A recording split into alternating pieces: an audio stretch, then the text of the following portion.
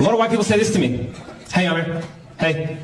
You get on stage, you make your jokes about white people. You say white people this, white people that.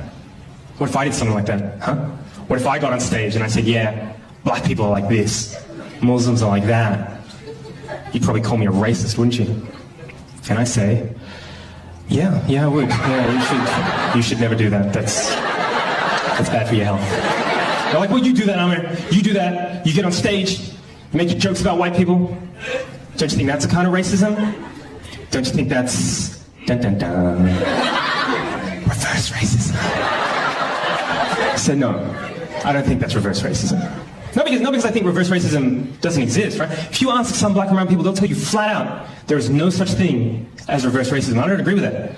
I think there is such a thing as reverse racism, and I could be a reverse racist if I wanted to. All I would need would be a time machine, right?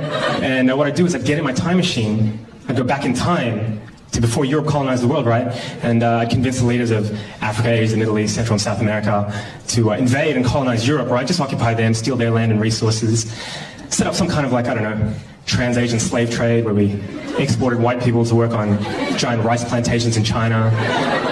Just ruin Europe over the course of a couple of centuries so all their descendants would want to migrate out and live in the places where black and brown people come from. But of course, in that time, I'd make sure I set up systems that privilege black and brown people at every conceivable social, political, and economic opportunity.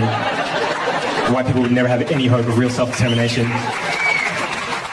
Just every couple of decades, make up some fake war as an excuse to go and bomb them back to the Stone Age and say it for their own good because their culture's inferior, and just for kicks, subject white people to colored people's standards of beauty and end up hating the color of their own skin, eyes, and hair. If, after hundreds and hundreds and hundreds of years of that, I got on stage at a comedy show and said, hey, what's the deal with white people? Why can't they dance? That would be reverse racism.